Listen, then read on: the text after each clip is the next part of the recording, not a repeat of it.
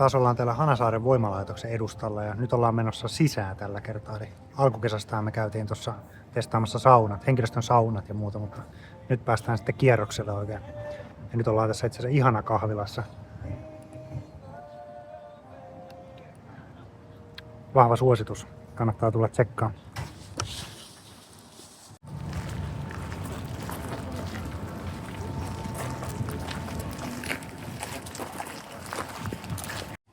Alueena tai Sörnäisten ranta ylipäätään alkoi valikoitu sellaisiksi teollisuusrakentamisalueeksi, voimalaitosalueeksi 1900-luvun alussa.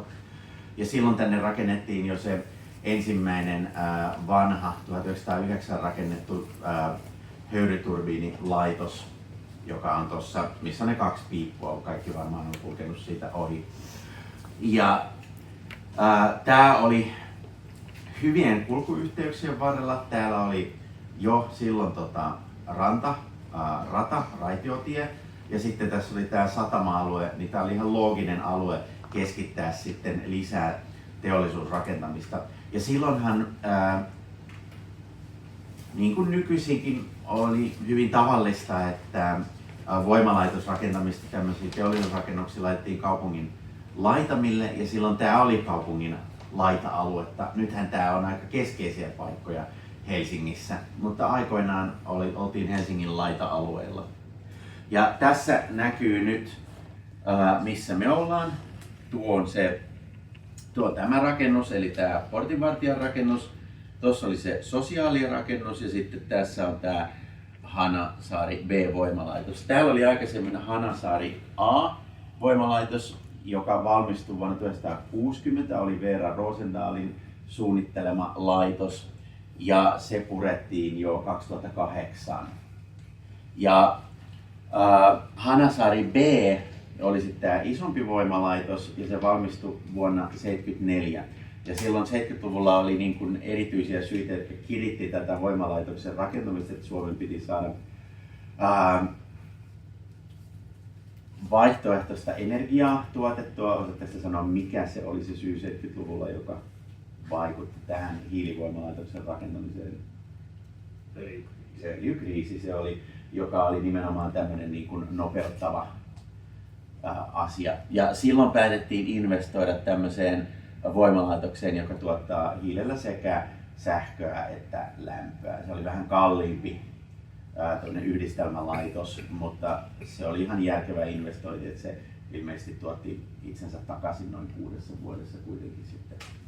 Ja tosiaan täällä oli nämä hiilikentät, jotka hallitsi pitkään Helsingin kaupunkikuvaa, ja nehän sitten silloin kun tämä Hanasaari B-voimalaitos otettiin pois käytöstä, niin ne siirrettiin silloin myös sitten Salmisaareen ne hiilet, mitkä oli vielä silloin jäljellä.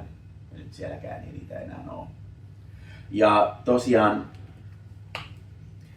tämä sosiaalirakennus, missä äsken oltiin, tämä tunnettiin nimellä HAHA-rakennus, koska se oli Hanasaari H eli HAH. Ja tosiaan täällä sitten oli tämä satama-alue, jonne sitä hiiltä tuotiin pääasiassa alkuaikoina Puolan alueelta ja sitten Venäjältä myöhemmin, eli Neuvostopuolasta aikoinaan.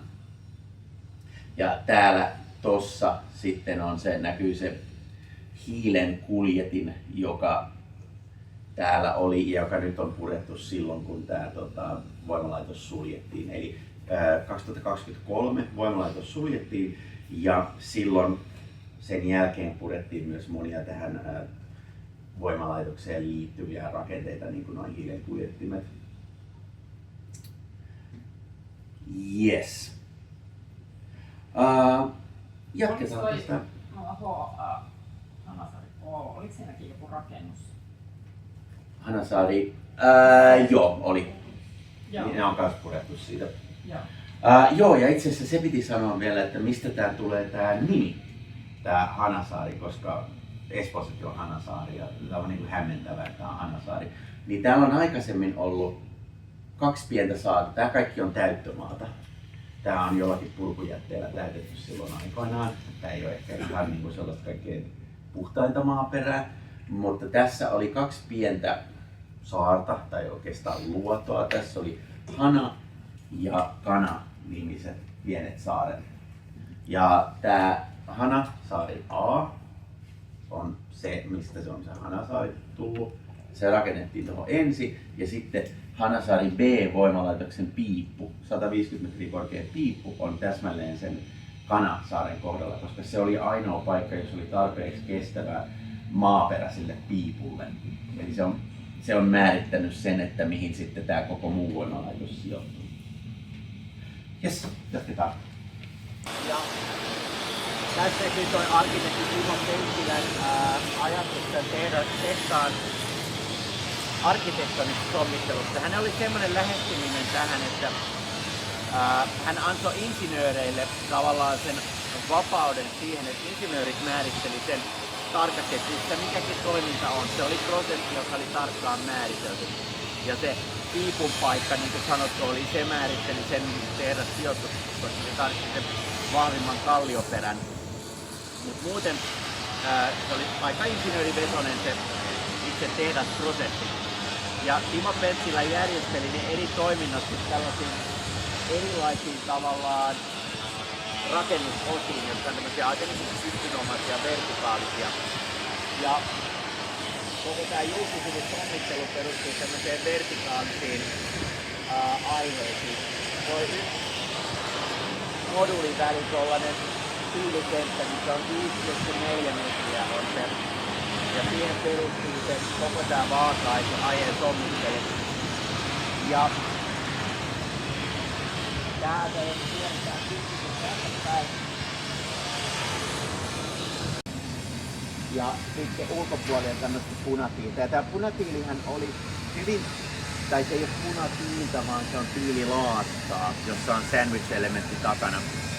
Ja tää punainen laatta oli tavallaan hyvin looginen jatke siihen, että aika moni näistä Sörnäisten rantatien rakennuksista on punatiilisia. Tuolla oli vanhaa elannon aluetta, jossa oli paljon punatiiltä.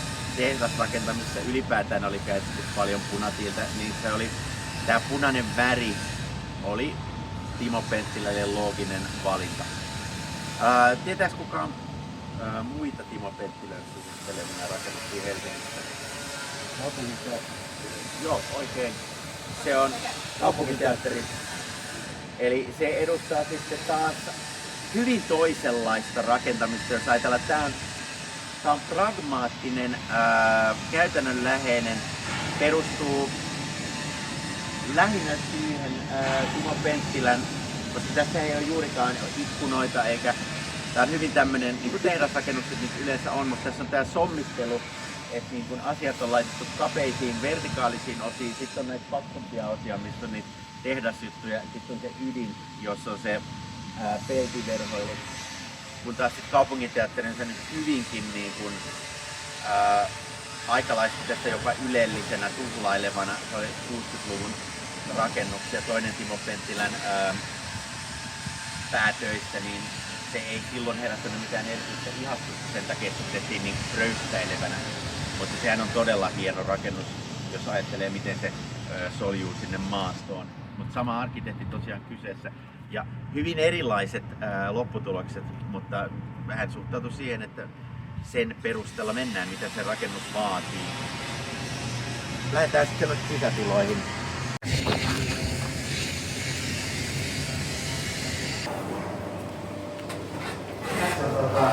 Nyt ollaan voimalan pääsisäänkäynnistä tultu sisään. Tässä on Jorma Hautalan reliefi, energia siirtyy. Tämä oli semmoinen Timo Penttilä silloin henkilökohtaisesti valitsi tämän taiteilijan tähän. Oli nähnyt hänen töitä näyttelyssä ja hänen tyylissä oli viihdyttävien täällä.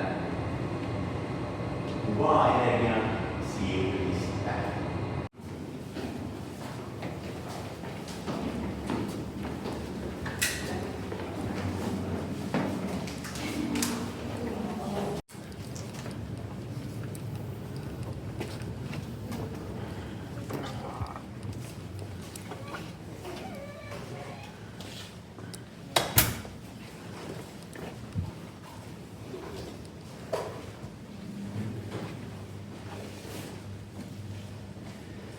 No niin, nyt ollaan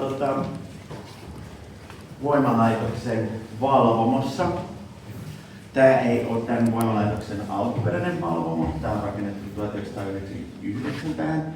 Sen takia tämä eroaa hieman tyylillisesti muusta voimalaitoksesta ja näyttää jonkin verran tämmöiseltä Ruotsin laivalta. Alkuperäinen voimalaitos oli tuossa takana olevan turbiinihallin toisella puolella, mutta toiminnallisesta syystä tämä päätettiin siirtää sitten tähän silloin 1999. Täällä on pöydillä erilaisia kuvia siitä, miltä tämä voimalaitos näytti toimintansa aikana. Eli pääosin silloin, kun tämä suljettiin 2023, niin täältä on sen jälkeen purettu kaikki laitteet. Ja tuonne turbiinihalliin on jätetty yksi turbiini. Turbiini oli tsekkoslovakialaista tekoa. Ne valmisti nykyisin paremmin ehkä autovalmistajana tunnettu Skoda. Ja tosiaan tämä laitos, niin kuin mä tuolla aikaisemmin sanoin, tämä on niin kuin identtinen. Eli tässä on niin kuin kaksi turbiinia, oli yksi tuolla puolella, toinen tuolla puolella ja niiden takana on ollut ne isot kattilat, jossa sitä tämä kattilat, jotka tässä on kuva siitä Tampelan valmistamasta.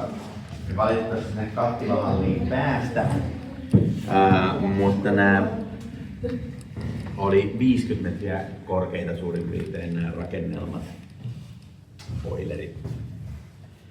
Ja tosiaan se tila, missä nämä oli se kattilahalli, niin se on harvinainen Suomessa, tai sanotaan Helsingissä. No ehkä Suomenkin mittakaavassa ylipäätään sen takia, että se tämmöisiä niin kuin tyhjiä 50 metrin korkuisia tiloja ei niin kuin liiemmälti ole kaupungissa tarjolla. Ja sen takia Helsingin kaupunki järjestää nyt näitä kierroksia, että tavallaan asukkaille tulisi semmoisia ideoita, että mitä näissä tiloissa voisi mahdollisesti tehdä. Niitä ideoita voi esittää Helsingin kaupungille. Ja tosiaan se kattilahalli on semmoinen, että siellä ei ole mitään välipohjaa, siellä on vaan ritilätasot. Eli se mahdollistaa periaatteessa niin kuin jotain ihan uudenlaista toimintaa. Samoin tämä turbiinihalli, johon kohta mennään, niin se on sellainen niin kuin iso tila, jossa voisi olla jotakin erityistä toimintaa. Ja näihinhän on ideoitu aikaisemminkin, esimerkiksi on tehty niin kuin arkkitehtuurin diplomitöitä, niin niihin on ideoitu, tänne on ideoitu Helsingin kaupungin museota tai erilaista näyttely- ja kulttuuritilaa, esiintymistilaa, kaikkea sellaista. Ja tosiaan nyt ihan näillä näppäimillä käynnistyy sitten suunnittelukilpailu, kansainvälinen arkkitehtuurikilpailu tämän alueen käytöstä. Tämä rakennus ei ole suojeltu, mutta tahtotila olisi säilyttää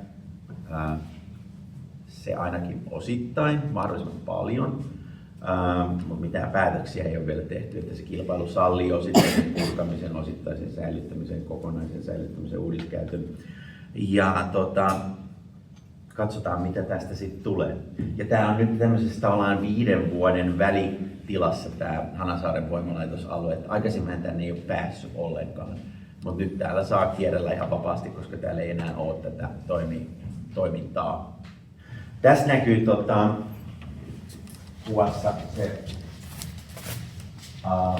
voimalaitos A silloin, kun se oli vielä toiminnassa. Ja näkyykö tässä se rantarata jossain, se junarata? Mielestäni se näkyy tässä kuvassa. Jossain täällä kulkee. Sitten täällä näissä kuvissa näkyy myös tämän piipun paikalla valua. Eli sehän oli perustettu sen Kanasaaren päälle ja se piippu tehtiin sellaisen jatkuvana valuna. Eli siinä oli sellainen teline, joka kuli koko ajan ylöspäin ja valoi sitä betonia. Ja se tehtiin mahdollisimman korkeaksi. Silloin 70-luvullakin, vaikka kyseessä on hiilivoimala, niin jonkin verran mietittiin ympäristöasioita. Eli siitä piipusta haluttiin tehdä niin korkea, että mahdolliset partikkelit sitten nousis mahdollisimman korkealle ilmakehään eikä sitten laskeutuisi tänne kaupunkiin. Että samaan aikaan sitten tuo A-voimalaitos oli jo toiminnassa ollut useita vuosia, niin kun tämä rakennettiin, niin tänne asennettiin sitten ajanmukaiset tuommoiset mittarit kanssa mittaamaan sitä ilmanlaatua. Ja silloin todettiin, että se A-voimalaitos oli aika merkittävä päästölähde, hiukkaspäästölähde, mutta tästä B-voimalasta niin ei varsinaisesti sitten niin kuin heikentänyt tämän alueen ilmanlaatua, koska se oli se piippu oli riittävän korkea. Mutta että se A-voimalaitos oli sitten semmoinen, joka kyllä heikensi ilmanlaatua. Ja tosiaan kun tämä 2023 sitten suljettiin tämä laitos, niin Helsingin kaupungin päästöt putosi 20% hiilipäästöt. Et se on ollut ihan merkittävä juttu ja silloin se samalla tarkoitti sitä myös, että Suomesta periaatteessa loppui tämmöinen ison mittakaavan sähkön ja lämmön tuotanto. Ainakin tuo hiilikasan poistuminen on myöskin näkynyt tässä niin ympäristössä. Mä asun tuossa Merihanssonin parkkihallinnon autot oli ainakin aika pöllisiä aina. Ihan varmasti, joo.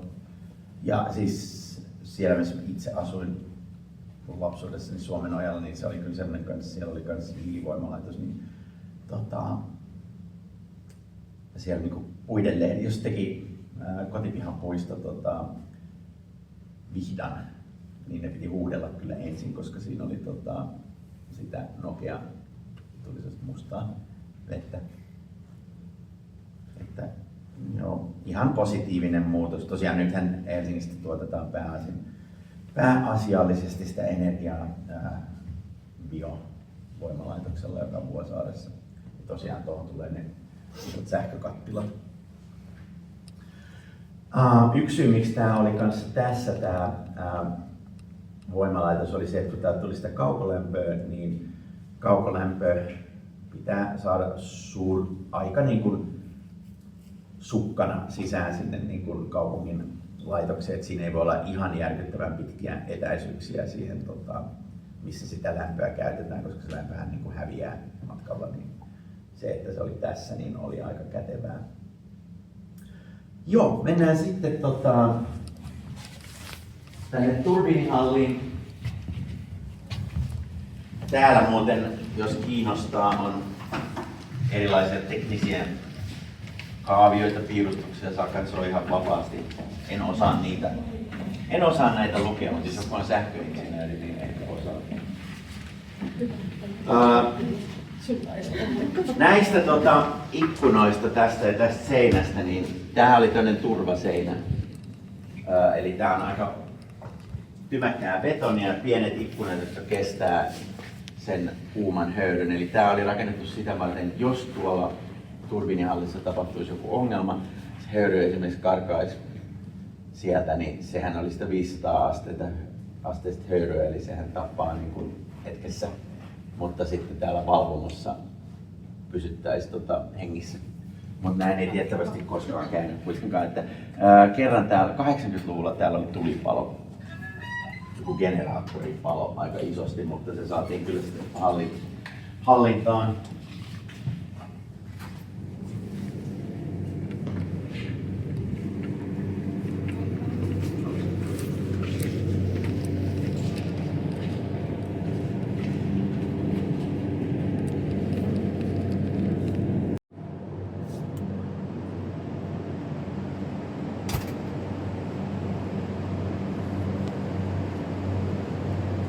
Ollaan tosiaan turbiinihallissa ja niin kuin näkyy hyvin iso tila. Tämä rakennus on rakennettu pääosin paikalla valettujen pilareiden ja lautterin varaan. Ulkoseinät on elementtiä ja täällä on katsoa tällainen lämpömalki ja toi ydinkerros on tällainen pelti, joka on tämmönen vähän muotoiltu, niin se on tällainen hyvin jäykkä rakenne. tosiaan täällä pitää pysyä näiden hynttelyiden sisäpuolella. Täällä on erilaisia aukkoja, näkyy noin X:llä merkityt tuollaiset teipatut alueet. Niissä on ollut erilaisia läpivientejä. Nämä on ollut isoja haalausaukkoja. Tuossa näkyy esimerkiksi tässä näkyy ovi, josta voit tuoda tavaraa. Sitten näillä nostureilla.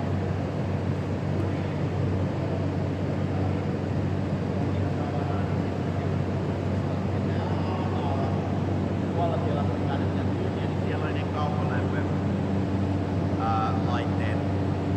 Tosiaan näitä turbiineja on kaksi. Toinen on jätetty vielä niin reaaliseksi muistumaksi.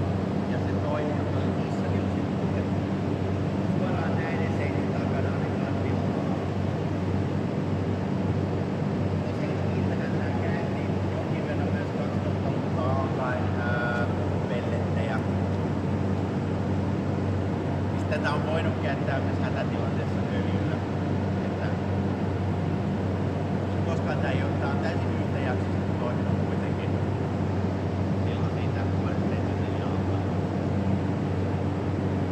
Pois. Ei ole kulkenut tuolla takana siis erilaisia näiden laitteiden osia, jos on pitänyt tehdä jotain huoltotöitä. Että se tuskin on ollut näin itse että tuskin on ollut ihan jatkuvaan tavaroiden riittäviä. Toi on varmaan sen kokoinen, että jos esimerkiksi tuollainen turbiini olisi pitänyt laittaa, niin osissa tästä niin kuin ja tämähän, jos katsotte vanhoja kuvia, niin tämähän on ihan täynnä sellaisia erilaisia putkistoja, jotka kaikki on nyt sitten purettu.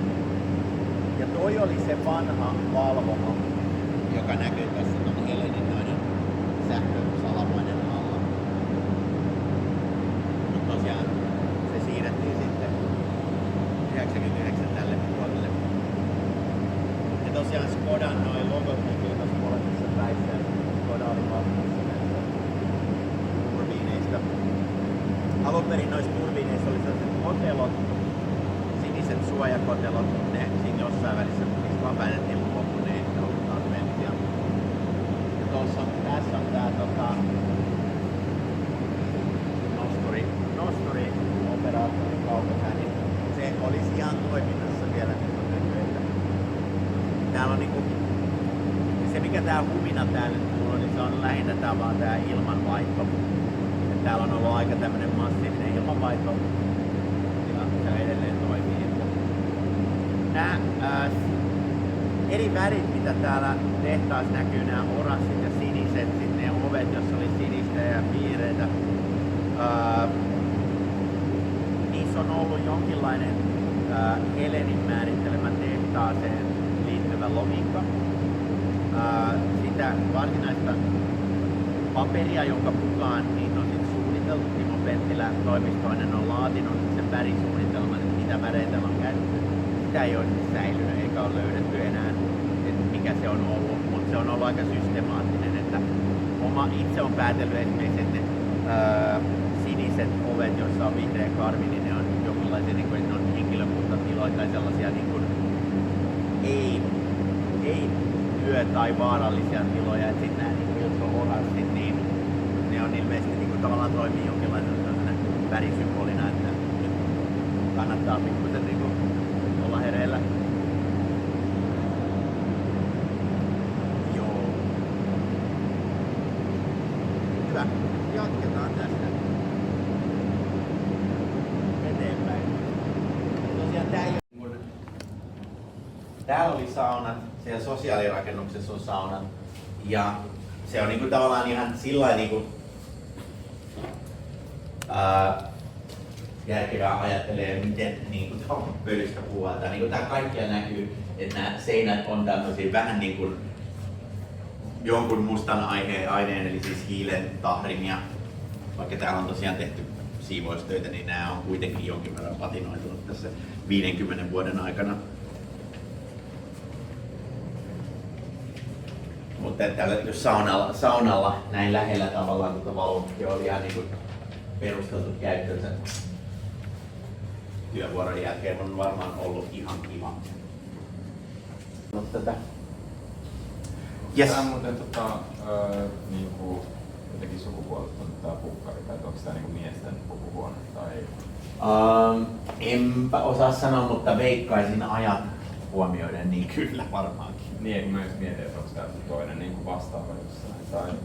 En osaa sanoa, onko tuolla sosiaalirakennuksessa sitten, mutta toi on hyvä kysymys. En osaa sanoa. Veikkaan, että... I have no idea about this. Like, do you think they were like... There's only one of these, like this locker room and sauna here. Was it for, yeah, apart from the ones that are in this social building, but if there were female colleagues, did they also come to this one, or did they have a different one somewhere? I don't think so. I don't think so. But it's also entirely possible that there weren't any female workers, knowing it was 1970s. I do not know this. Yeah. Good question. Unfortunately. Hyvä kysymys kyllä, joo. Yeah. Ja, jatketaan.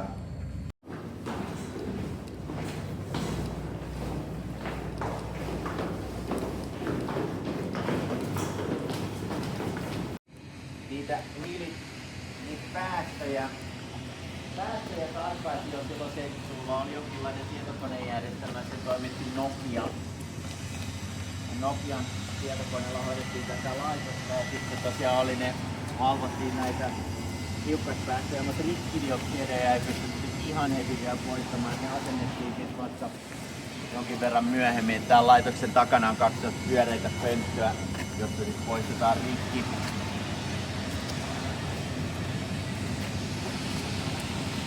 Tää jonkin verran näissä julkisivun elementeissä.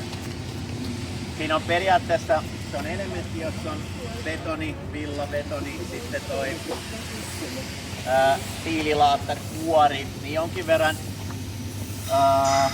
niissä on ollut osassa liian vähän teräksiä sisällä noissa elementeissä, niin osa niistä elementeistä on pikkusen käyristynyt, niin sit niistä on tippunut näitä laattoja. Sen takia tähän ihan julkisivun viereen ei saa mennä tällä hetkellä.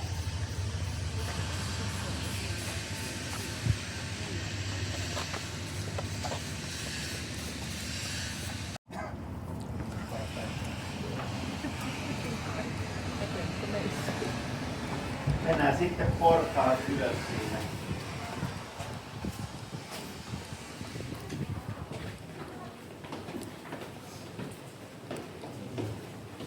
Ollaan tosiaan sosiaalirakennuksessa. Tälle rakennukselle pyritään myös jossain välissä nimikilpailun avulla keksimään uusi nimi. Sosiaalirakennus kuulostaa vähän turhan ehkä ankeelta. Tämähän on ollut tämän voimalaitoksen henkilökunnan ruokala. Ja alun perin tässä ei ollut väliseinää, eli tämä on ollut yksi iso yhtenäinen tila. Väliseinä on rakennettu jossain välissä ja sitten tuon seinän tuolla puolella on ollut semmosia avokonttorityöpisteitä, pieniä semmosia sermeet rajattuja työpaikkoja. Tosiaan tällä hetkellä tässä tilassa saa oleskella 60 henkilöä. Tätä ei ole uudelleen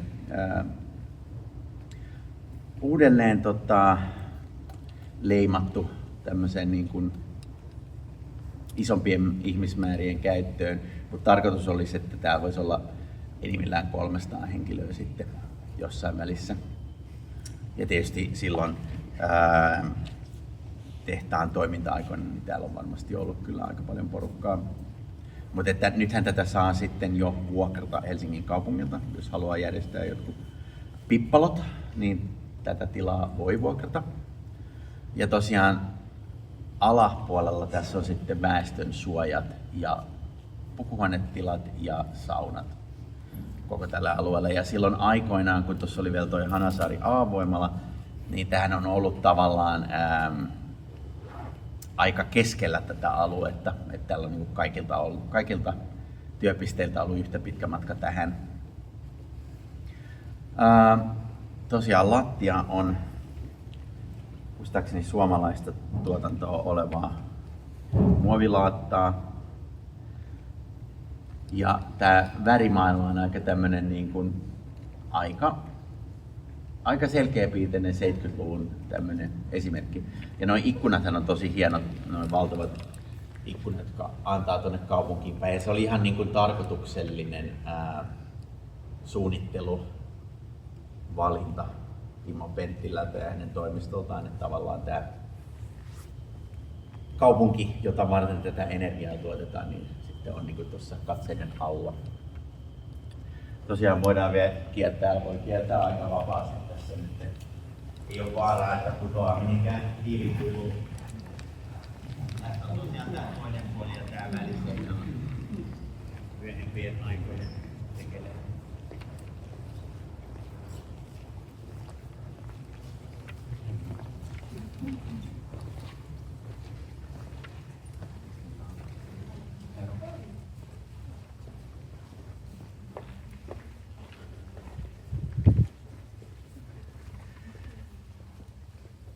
Hyvä, mutta tätä myöten meidän kierroksemme Hanasaarin B-voimalaitoksessa alkaa olla lopuillaan.